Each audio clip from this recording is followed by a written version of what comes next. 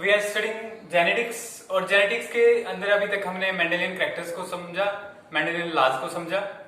आज हम देखने वाले हैं मॉलिक्यूलर बेसिस ऑफ इनहेरिटेंस का नेक्स्ट टॉपिक जो है डीएनए पैकेजिंग। डीएनए पैकेजिंग से पहले एक छोटे छोटे जो है कॉन्सेप्ट्स जो हैं उनको हम क्लियर कर लेते हैं। पहला कंसेप्ट है सेंट्रल डॉग्मा और दूसरा है चार-गैप्स रूल। तो है क्या ये चीजें? देखो, कल हमने डीएनए का स्ट्रक्चर पढ़ा। डीएनए के स्ट्रक्चर में हमने देखा कि डीएनए न्यूक्लियोटाइड्स से बना होता है और न्यूक्लियोटाइड्स को फिर से अगर हम देखें तो न्यूक्लियोटाइड्स किससे बने होते हैं? तीन चीजों से। एक पेंटोस शुगर होता है डीएनए के अंदर जिसका नाम डीऑक्सीराइबोस होता है, क्योंकि उसके अंदर जो है कार्बन नंबर सेकंड के ऊपर OH ग्रुप की जगह सिर्फ H ग्रुप प्रेजेंट होता है। और दूसरा इसके अंदर होती है बेसिस, चार बेसिस होती हैं जो दो ग्रुप्स में आती हैं, प्यूरिन्स और पायरिमिडीन्स में। प्यूरिन्स के अंदर जो थी एडेनिन और गुआनिन, और पायरिमिडीन्स के अंदर जो बेसिस आती हैं साइटोसिन और थायमिन। अगर यूरासिल भी है साइटोसिन इसके अंदर, प्यूरिन पायरिमिडीन्स के अंदर, लेकिन वो किसके अंदर आती है? आरएनए के अंदर। ओके, तो आज हम ये जो स्टडी कर रहे हैं, इसके अलावा फास्फेट ग्रुप भी डीएनए में होता है। आज जो स्टडी कर रहे हैं सेंट्रल डॉग्मा और चार-गैप्स रूल, ये डीएनए की स्ट्रक्चर से रिलेटेड ही है। सबसे पहले सेंट्रल डॉग्मा को स्टडी करते हैं। सेंट्रल डॉग्मा क्या बताता है कि डीएनए जो है वो इंफॉर्मेशन कंटेनिंग मॉलिक्यूल है। जितना भी हमारे अंदर सारा इंफॉर्मेशन रहता है वो किसके अंदर रहता है? डीएनए के अंदर। और डीएनए इंफॉर्मेशन क्या क्या इंफॉर्मेशन रखता है? हमारे अंदर जितने भी मेटाबॉलिकल प्रोसेसेस होते हैं या हमारी प्रोजेनी में जो है हमारे कैरेक्टरिस्टिक्स ट्रांसफर होते हैं, वो सारी इंफॉर्मेशन कहां रहती है? डीएनए के अंदर। और central dogma of molecular biology ये बताता है, ये क्रिक ने दिया था। किसने दिया था? क्रिक ने 1958 में सेंट्रल डॉग्मा की बात हो रही। इसने ये सेंट्रल डॉग्मा जो प्रपोज किया, इसके अंदर क्या बताता है ये क्रिक कि डीएनए से इंफॉर्मेशन ट्रांसफर होके आरएनए में जाती है और आरएनए से ट्रांसफर होके प्रोटीन्स। तो अल्टीमेटली जो प्रोटीन्स हैं वो ऐसे बायोमॉलिक्यूल्स हैं जो हमारे अंदर बहुत सारे फंक्शंस करते हैं। चाहे मेटाबॉलिज्म का फंक्शन हो, मेटाबॉलिज्म के अंदर जो सारे प्रोसेस हमारी बॉडी के अंदर जो है वो सारे आ जाते हैं। ठीक है, तो डीएनए से इंफॉर्मेशन कहां ट्रांसफर होगी? आरएनए में। और आरएनए से कहां ट्रांसफर होगी? प्रोटीन में। लेकिन एक दूसरा साइंटिस्ट था, कॉमनर। इतना ही है सेंट्रल डॉग्मा जो है, इतना ही है कि डीएनए से इंफॉर्मेशन जो है, information is transferred from DNA to RNA and then to proteins. और कॉमनर ने क्या कहा? कॉमनर ने एक साइक्लिक जो है इसके लिए प्रपोज किया। ठीक है, इंफॉर्मेशन फ्लो के लिए एक साइक्लिक प्रोसेस। उसने क्या बताया कि पहले डीएनए से ट्रांसफर होगी आरएनए में, आरएनए से प्रोटीन में, और प्रोटीन से फिर से आरएनए में जाएगी और फिर से जो है डीएनए में इंफॉर्मेशन। मतलब ये जो है साइक्लिक प्रोसेस में चल सकती है इंफॉर्मेशन।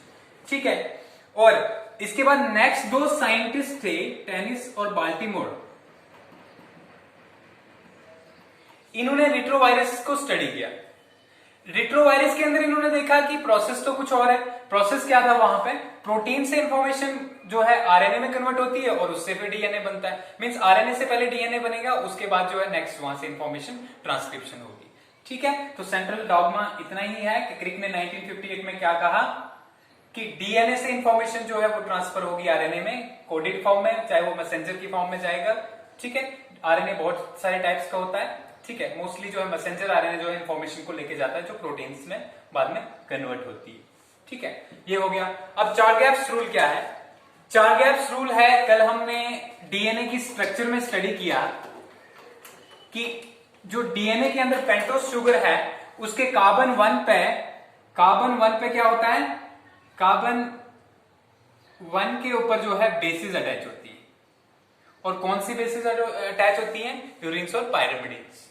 अब चार-गैप ने इन बेसिस, अब दो स्ट्रैंड जब होंगे डीएनए का, उसके बाद हमने नेक्स्ट स्टडी किया, क्रिक और वॉटसन ने जो डीएनए का डबल हेलिक्स मॉडल दिया, उसमें हमने देखा कि बेसिस के बीच में क्या होता है? बेसिस के बीच में होता है हाइड्रोजन बॉन्ड्स। यहां से एक स्ट्रैंड जा रहा है और ये दूसरा वाला स्ट्रैंड जा रहा है, इसके बीच में बेसिस है और इन बेसिस के बीच में हाइड्रोजन बॉन्ड्स है। अब चार-गैप ने क्या बताया कि किसी भी डीएनए में प्यूरिन्स हमेशा पायरिमिडीन्स के इक्वल होती है। मतलब जितनी प्यूरिन्स होंगी उसमें तो उतनी ही पायरिमिडीन्स भी होंगी। क्या होगा? प्यूरीन्स आर इक्वल टू पायरिमिडीन्स। एक हो गया। दूसरा, इसी के अंदर अगर हम इसको एक्सप्लेन करके देखें तो क्या होगा, एडेनिन जो है, क्योंकि हमने देखा था कि एडेनिन किसके साथ पेयर अप करता है, थायमिन के साथ। तो एडेनिन जो है, जितनी एडेनिन होगी उतनी थायमिन भी होगी, और जितनी ग्वानिन होगी उतनी क्या होगी, साइटोसिन भी होगी। ठीक है, ये चार बेसिस हैं। जितनी एडेनिन होगी उतनी थायमिन होगी, और जितनी ग्वानिन होगी उतनी साइटोसिन होगी। दूसरी एक और बात इसने इंपॉर्टेंट बताई, उसने बोला कि किसी भी एक स्पीशी के अंदर जो है, ठीक है, एडेनिन और थायमिन का रेशो बराबर रहता है। मतलब एक स्पीशी के जितने भी इंडिविजुअल हों उनमें एडेनिन और थायमिन का रेशो हमेशा इक्वल रहेगा, वो चेंज नहीं होगा। जब स्पीशी चेंज होगी तो उसके बाद जो है एडेनिन और थायमिन का रेशो भी चेंज हो जाएगा। अल्टीमेटली हम पहुंचते हैं टॉपिक पे अपने, जो हमारा डीएनए पैकेजिंग है। और डीएनए पैकेजिंग में क्या है, देखिए डीएनए जो है, एक हमने देखा कि डीएनए एक न्यूक्लियोटाइड्स का पॉलीमर, न्यूक्लियोटाइड्स का पॉलीमर। अब क्योंकि डीएनए के अंदर जो बेस पेयर्स से जो हम नापते हैं, एक डीएनए की लेंथ को कैसे नापा जाता है, बेस पेयर से। कितने बेस पेयर, ठीक है। जैसे करके अगर ह्यूमन डीएनए को देखा जाए, 6.6 इंटू 10⁻⁹ बेस पेयर्स का डीएनए होता है ह्यूमन बींग्स का।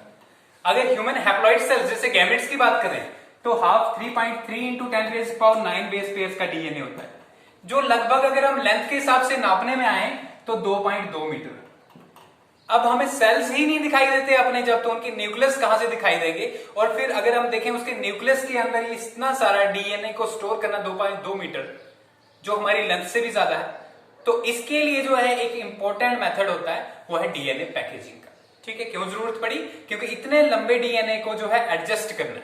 ठीक है, इसी तरीके से ई कोलाई की अगर हम बात करें, ई कोलाई में जो है, ई कोलाई में है 2.46 इंटू 10⁻⁶। ठीक है, इतना डीएनए होता है। तो इस जो लगभग 1.36 mm बनता है, मिलीमीटर, या इसको लिख सकते हैं हम 1.36 इंटू 10⁻⁻3। तो आप सोचो कि इतना सा जो है, इतना सारा डीएनए कैसे जो है एडजस्ट हो सकता है। तो इसके लिए पैकेजिंग की जरूरत पड़ती है। अब डीएनए पैकेजिंग में होता क्या है, डीएनए पैकेजिंग में, क्योंकि डीएनए जो है, डीएनए के ऊपर जो फॉस्फेट ग्रुप है वो नेगेटिव चार्ज प्रोवाइड करता है, तो डीएनए नेगेटिवली चार्ज हो गया। अब नेगेटिवली चार्ज डीएनए को जो है पैकेज करने के लिए हमारे पास कुछ पॉजिटिवली चार्ज प्रोटीन्स की जरूरत होती है। वो पॉजिटिवली चार्ज प्रोटीन्स जो हैं, यूकैरियोट्स के केस में, हम यूकैरियोट्स में आते हैं, यूकैरियोट्स के केस में उनको क्या कहते हैं, हिस्टोन्स। क्या कहते हैं, हिस्टोन्स कहते हैं। और ये हिस्टोन प्रोटीन्स जो बेसिक प्रोटीन्स होती हैं, इनके अंदर 2 अमाइनो एसिड। अब प्रोटीन्स क्या होती है, प्रोटीन्स बनी होती है अमाइनो एसिड से। अमाइनो एसिड्स जो है वो आपके बायोमॉलिक्यूल्स में आपने 11th में स्टडी कर चुके होंगे। अगर नहीं किया है तो बायोमॉलिक्यूल्स को फिर से रिपीट करें ताकि आपको जो बायोलॉजी की अच्छे से समझ आए। तो यहाँ पे जो है हिस्टोन्स में आपने क्या देखा, हिस्टोन्स में दो कौन कौन से, लाइसिन और आर्जिनिन, ये 2 अमाइनो एसिड्स जो है ज्यादा पाए जाते हैं। और इन 2 अमाइनो एसिड्स के ऊपर जो है पॉजिटिव चार्ज है, जिसकी वजह से इन हिस्टोन्स को जो है पॉजिटिव चार्ज मिलता है। अब सबसे पहले हम देखेंगे हिस्टोन्स जो है कितने टाइप की होती है। हिस्टोन जनरली जो डीएनए में है वो 5 टाइप की होती हैं। कौन कौन सी हैं, H1, फिर आ गया H2A, H2B, H3, H4 और H4, बस हो गई 5 प्रोटीन्स। ठीक है, H1, H2A, H2B, H3 और H4। अब इनमें से जो H2A, H2B और H3, ये हिस्टोन्स जो हैं, ये क्या, ये एक ऑक्टामर फॉर्म करती हैं। ऑक्टामर क्या होता है, 8। अब सबकी 2-2, H2A का भी 2 पार्ट्स, H2B के भी 2, 3 के भी 2 और 4 के भी 2। ठीक है, तो ये एक ऑक्टामर जब वो फॉर्म करती हैं, इस ऑक्टामर के बाहर से जो है सबसे पहले डीएनए जो है क्या होता है, तो रैप होता है। रैप जो होता है इसके सराउंडिंग में, तो कितने न्यूक्लियोटाइड पेयर्स सराउंडिंग होते हैं, इस ऑक्टामर के साइड से 200 न्यूक्लियोटाइड पेयर्स। ठीक है, 200 बेस पेयर्स कहेंगे हम इनको। ठीक है, 200 बेस पेयर्स जो है इस हिस्टोन ऑक्टामर के सराउंडिंग, ये एक ऑक्टामर बन गया। ठीक है, इस ऑक्टामर के सराउंडिंग में जो है हमारा डीएनए जो है 200 बेस पेयर्स जो है रैप होगा। और यहां से जो है ये एंड्स जो दिख रहे हैं आपको यहां पे, ये इन एंड्स को कहते हैं लिंकर्स। क्या कहते हैं, लिंकर डीएनए और लिंकर। और इसके ऊपर जो है इनको लिंक करता है कौन, H1। ठीक है, जो हमारा H1 छूट गया था वो वो किसको लिंक करता है, वो लिंक करता है इन लिंकर्स को आपस में। ठीक है, तो ये पूरे का पूरा जो स्ट्रक्चर बन गया इसको कहते हैं न्यूक्लियोसोम। न्यूक्लियोसोम समझ आ गया। सबसे पहले क्या हो गया, न्यूक्लियोसोम। इसका डायमीटर होता है 10 nm। कितना डायमीटर होता है, 10 nm। अब क्या होता है, नेक्स्ट क्या होता है इसमें, ये जो न्यूक्लियोसोम में जनरल में ऐसे बनाता हूं, एक स्फेरिकल स्ट्रक्चर जिसके ऊपर डीएनए जो है रैप है। ठीक है, यहां पे ये ऑक्टामर है, हिस्टोन ऑक्टामर, और यहां पे हिस्टोन ऑक्टामर आ गया, और यहां पे H1 जो है आपका हिस्टोन प्रोटीन। ठीक है, अब ये क्या, जब ये सारे हिस्टोन्स जो है ये डीएनए को रैप कर लेते हैं तो ये बियर्डेड स्ट्रक्चर बन जाती है।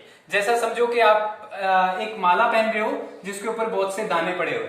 ठीक है, तो ये दाने क्या है, ये न्यूक्लियोसोम्स है। कितना डायमीटर इनका, 10 mm। 10 nm मतलब 10⁻⁹। अब आ गया, इसके बाद हम बात करें इन न्यूक्लियोसोम्स की होती है फर्दर ट्विस्टिंग होती है, और ट्विस्टिंग के बाद जो है जो बनता है उसको कहते हैं सोलिनॉइड।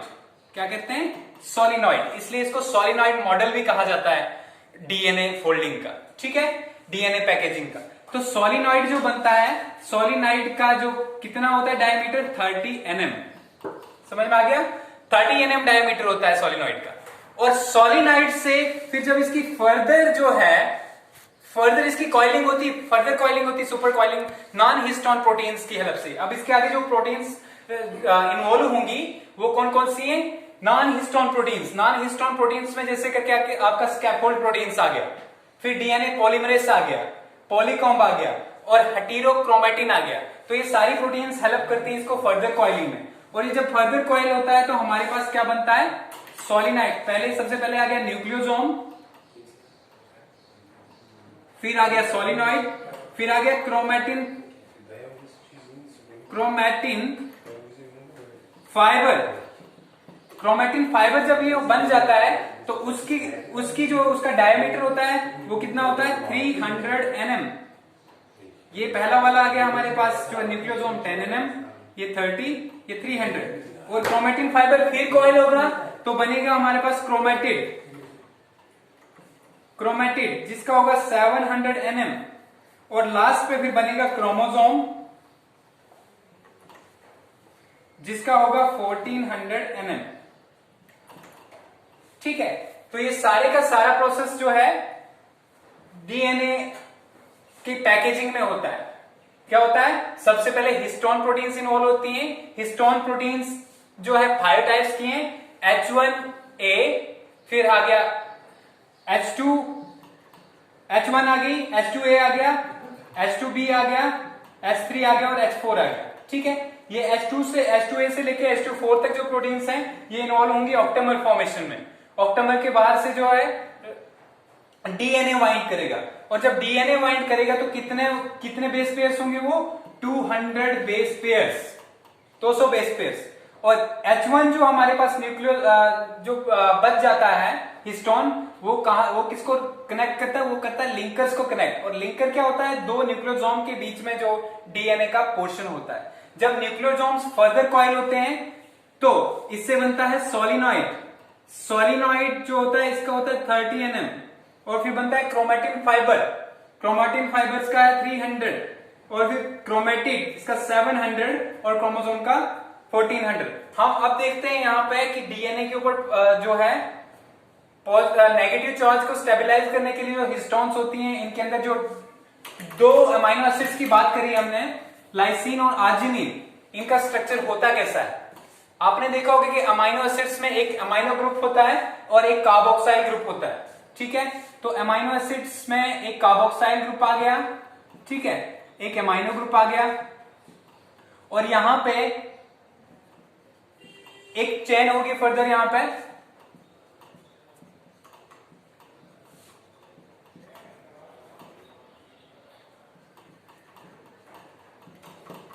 तो ये स्ट्रक्चर है लाइसिन का।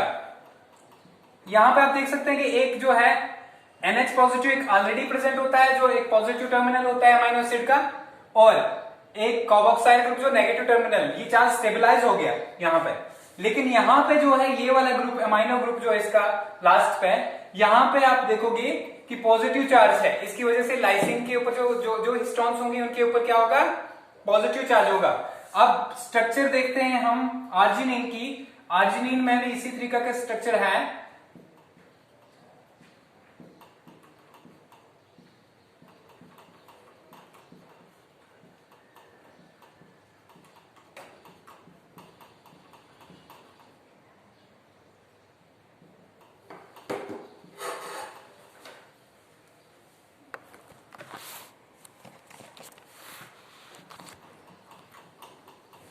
यहां पे आपको दो ग्रुप दिख रहे हैं, दो ग्रुप जो है पॉजिटिवली चार्ज है, तो यहां पे +2 का मिलेगा आपको, लाइसिन पे +1 का और यहां पे +2 का। ठीक है, तो ये दो ग्रुप जो है ये क्या क्या प्रोवाइड करते हैं, ये प्रोवाइड करते हैं पॉजिटिव चार्ज हिस्टोन्स को, और हिस्टोन्स जो है स्टेबलाइज करते हैं डीएनए के नेगेटिव चार्ज को। अब हम देखते हैं कि प्रोकैरियोट्स में जो है, प्रोकैरियोट्स में डीएनए पैकेजिंग, क्योंकि प्रोकैरियोट्स में हिस्टोन्स नहीं होती, तो इसके अंदर क्या पाया जाता है, उसके अंदर जो प्रोटीन्स पाई जाती हैं एचयू प्रोटीन्स कहते हैं उसको। ठीक है, कौन सी प्रोटीन्स पाए जाते हैं, एचयू प्रोटीन्स पाई जाती हैं, और ये होती है नेगेटिवली पॉजिटिवली चार्ज। और ये पॉजिटिवली चार्ज जो प्रोटीन्स होती हैं एचयू प्रोटीन्स, ये डीएनए को कलेक्ट करके रखती हैं, क्योंकि वहां पर न्यूक्लियस नहीं होता प्रोकैरियोट के केस में, और ये डीएनए को कलेक्ट करके कहां पर रखती है, सेंट्रल पार्ट में, मोस्टली जो है central part of the cell में, और उसको क्या कहते हैं, हम न्यूक्लियोइड कहते हैं। अब जनरल में हम देखें तो डीएनए की फोल्डिंग में क्या होता है, डीएनए की फोल्डिंग में एक तो प्रोटीन्स इन्वॉल्व होती हैं, और अगर हम प्रोकैरियोट्स को देखें तो प्रोकैरियोट्स में सुपर कॉइलिंग मोस्टली यूज होती है।